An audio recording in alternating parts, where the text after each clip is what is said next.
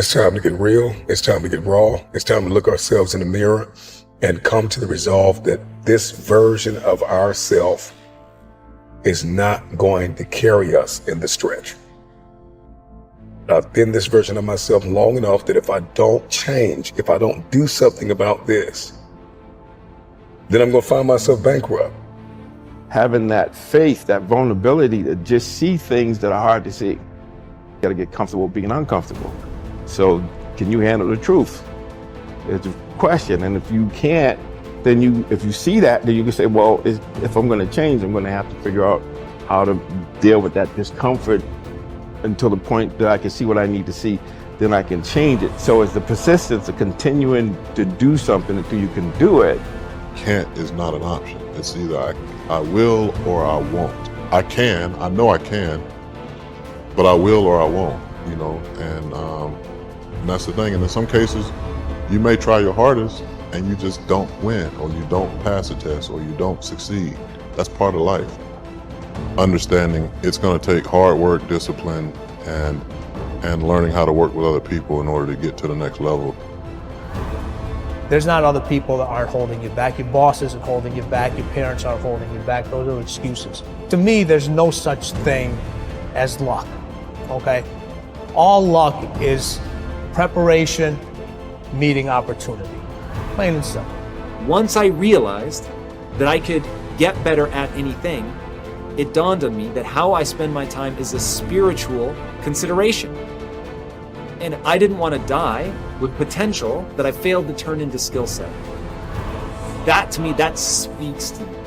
How much of my potential can I actually turn into skill set and get good at this stuff and push and grow and improve? Like, that to me is just this incredibly intoxicating feeling.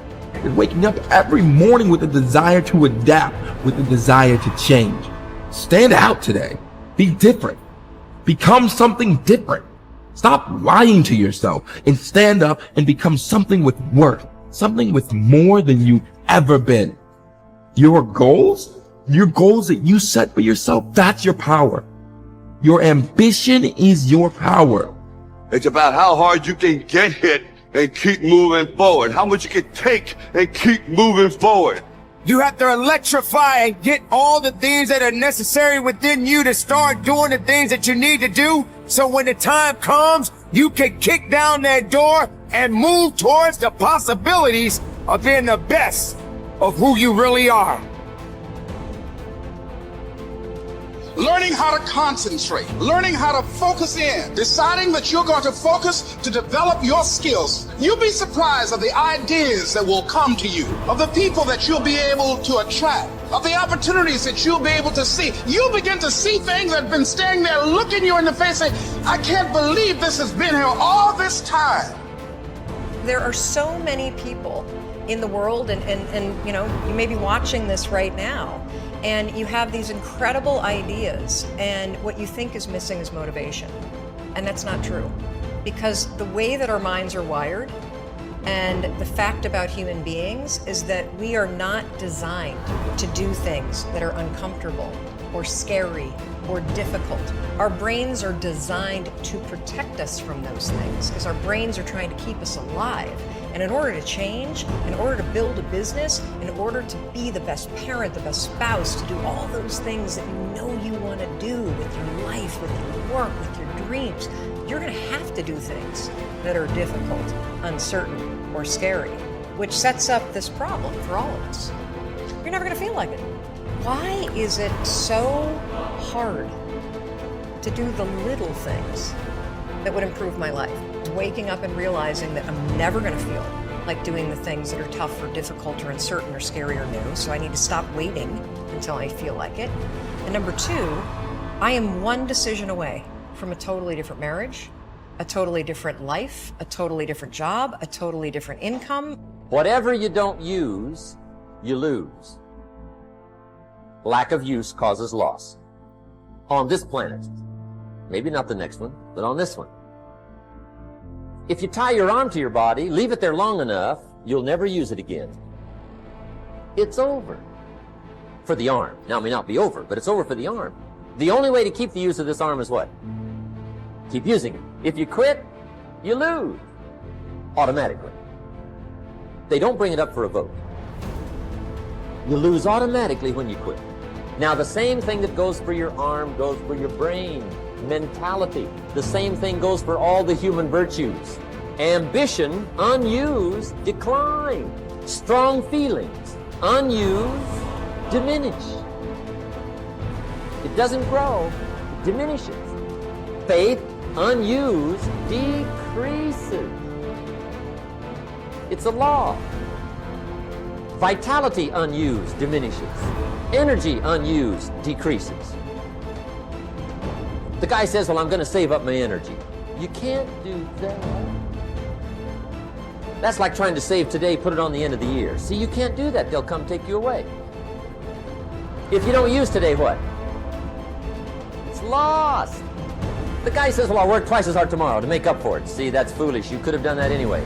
Today unused is lost. A talent unused is lost. An ability unused is lost. So here's one of the key expressions of the evening. Take a new inventory of yourself. Starting tomorrow, new project. Take a new inventory. And make sure that all of your talent and ability and mentality and ingenuity and vitality and strong feelings, faith, courage, make sure that all you've got's being used. Otherwise, you lose. Resolve to focus on the solution and what can be done now, rather than on what happened and who's to blame. Think in terms of the actions you can take to resolve the situation, rather than what went wrong and who is to blame. To remain optimistic, look for the good in every situation. When you look for something good, you will always find something good. Furthermore, while you're looking for something good, because your conscious mind can hold only one thought at a time, you will automatically become positive, optimistic, and back in full control. Seek the valuable lesson in every problem or difficulty. Every setback you face contains one or more lessons that have been sent to you to help you be more successful in the future. The difference between successes and failures is simple. Failures feel sorry for themselves when things go wrong, whereas successful people look for the valuable lesson they can learn that will help them in the future. Normal Vincent Peale used to say, when God wants to send you a gift, he wraps it up in a problem. The bigger the gift that God wants to send you, the bigger the problem he wraps it up in. Instead of concentrating on the problem, look for the gift. Wonderfully enough, you will always find it. What's more, sometimes the gift or valuable lesson can be of far greater value than the cost of the problem itself. Sometimes one lesson that you learn in dealing with a problem can be the key to your long-term success. As Napoleon Hill wrote, within every problem or obstacle lays the seed of an equal or greater opportunity or benefit. Your job is to find it. Continually think of yourself as a strong, powerful, resolute person in the face of adversity. In World War, a British general was described by his superiors. There he stands like an iron peg driven into the frozen ground, immovable. Let this be an accurate description of you whenever you face difficulties or problems of any kind. Resolve to stand like an iron peg driven into the frozen ground. When you resolve in advance that you will never give up, your success is virtually guaranteed. In the final analysis, nothing can really stop you but yourself. In life, it doesn't matter how many times you get knocked down. All that matters is how many times you get back up. If you continue to get back up and press onward, you must eventually reach your goal. Each time you exert yourself, discipline to persist in the face of adversity, you also increase your self-esteem and self-confidence. Then, as your self-esteem increases, you feel stronger, more powerful, and more unstoppable. When you feel better and stronger, you become more capable of persisting the next time, and then the time after that. By disciplining yourself to persist in the face of all adversity, you put your life onto an upward spiral of self-esteem, self-discipline, and persistence until you eventually become like a force of nature. I think the best way to prove your value is to work, is to learn, is to absorb, to be a sponge. You always want to outwork your potential.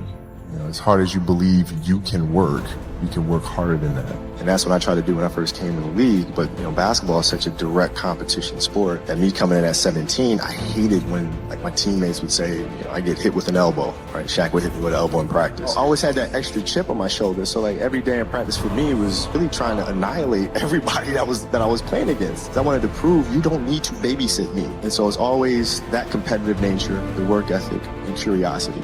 My philosophy was a very simple one. Rudy was one of my favorite films growing up. After watching that film, I come to understand if I could work that hard, what would my career be? And I made a promise to myself from that day that I was going to work that hard every single day so that when I do retire, I have no regrets. And that was the most important thing for me, is to leave no stone unturned, get better every single day. And if I lived that way, then over time, I'd have something that was beautiful. But that was my philosophy. It seems like a pretty simple one, but if you live your life to just get better every single day, you do that for 20 years, what do you have?